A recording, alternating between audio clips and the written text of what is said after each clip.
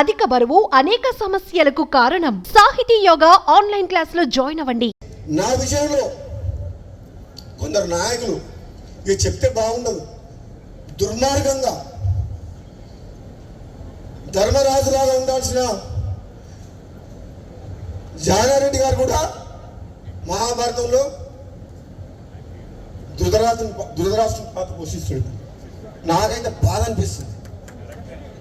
నాలాంటి వ్యక్తికి ఏదన్నా వస్తుంది అంటే 10 మందికి పనికొచ్చే మనిషిని 1000 మందిని కాపాడే వ్యక్తిని నాలాంటి వ్యక్తికి అడ్డం తగులుతుందంటే ఇక నేనేం చెప్పాలో నాకు అర్థమైతలేదు. అందుకని ఇంతకంటే ఎక్కువ చెప్పలేదు. ఇప్పటికే చెప్పదలుచుకుని చెప్పిన మనసులో ఉన్నది చెప్పినా మరి నన్ను చూస్తే భయపడుతున్నారు అందరూ. నేను వస్తున్నట్టు బామ్మోడు వస్తే ఏం చేస్తాడో ఆయన మా మాట వింటాడో వినడో అనుకుంటున్నా ఏందో మరి. అధిష్టానమేమో ఇస్తా అంటుంది. ఆయన 20 ఏళ్ళు 30 ఏళ్ళు మంత్రి పదవి అనిపించారు. ఇప్పుడు వచ్చి గుర్తొచ్చింది రంగారెడ్డి హైదరాబాద్. ఏ మంత్రి పార్లమెంట్ సభ్యుని గెలిపించారు? చాలా మంది మంత్రులు తెలంగాణలో పార్లమెంట్కు ఇన్ఛార్జ్ పెట్టిన మంత్రిని.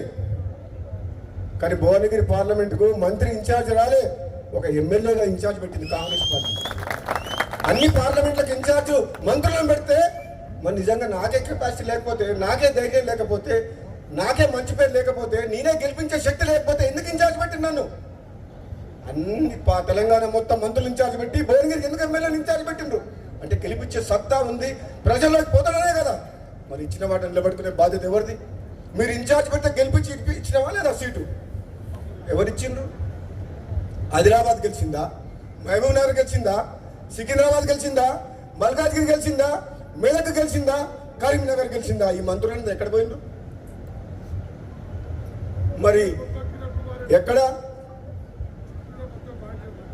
నేను అడిగేది ఓ దయా దాక్షిణ్యాల మీద మీరు ఎప్పుడు ఇస్తారా అని మేము ఎదురు చూస్తలేము.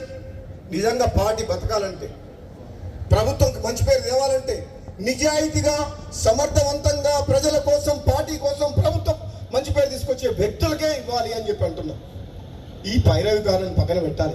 సుమన్ టీవీలో మీ పర్సనల్ అండ్ బిజినెస్ ప్రమోషన్స్ కోసం కింది నెంబర్కి కాంటాక్ట్ చేయండి.